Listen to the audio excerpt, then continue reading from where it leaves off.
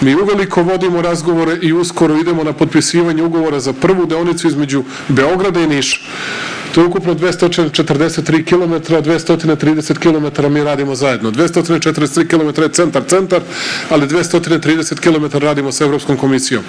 Dakle, to je vrednost oko 1.800.000.000 i dobijamo ogromna finansijska sredstva, bespovratna finansijska sredstva od Evropske unije. Mnogo im hvala na tome. To znači da ćete Beograd-Niš moći da putujete 2 sata. Centar, 2 sata i 15 minuta. Nema tih kola koja to danas na autoputu mogu da izvedu. Kad govorimo o pruzi, da mi sa Evropljanima radimo i na pruzi gde imamo značajne grantove i takođe Evropska investiciona banka nam pomaže u finansiranju, to je Niš-Dimitrovgrad, posebno elektrifikaciju dela pruge Sićevo-Staničenje, Dimitrovgrad od ogromnog značaja, jer to je opet koridor. Za nas su važni Niš, Bela Palanka, Dimitrovgrad, Pirot, to su važne mesta za nas.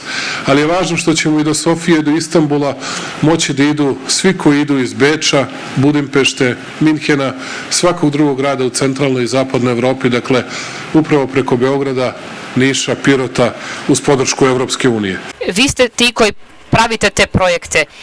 Vi predlažete već te neke projekte i njihov kvalitet, tako da Srbija je ta koja pravi, ona u čijim je rukama i koja razvija te projekte.